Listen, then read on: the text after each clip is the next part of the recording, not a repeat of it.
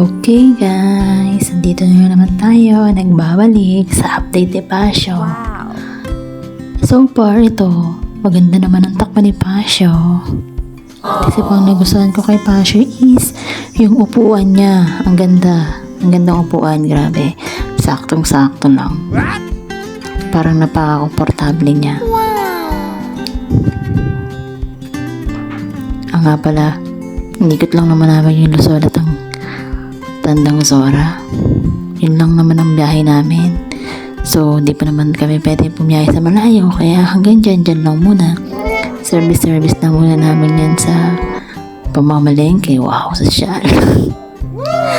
At may pupuntahan kasi kami dyan. Kaya lang hindi available, hindi pwede. So, ayan. Ikot-ikot lang kami. Umikot lang talaga kami. Wala kami nagawa. Hindi namin nagawa yung dapat namin gagawin. Kaya yan. Yun lang. Ikot-ikot kami. So, pagtapos niyan, so far wala naman traffic. Maganda naman ang biyahe. Nice. Tuloy-tuloy lang kasi tanghali yan eh. Sobrang, hapon pala yan. Hindi pala tanghali. Hapon na pala yan. Sobrang init. Di nga pala ako nakapag-jacket dyan. Nakalimutan ko. Diba? So, yun lang guys. Share ko lang. Wala naman ako ibang share kundi yan pa lang naman. So, bye-bye. Thank you.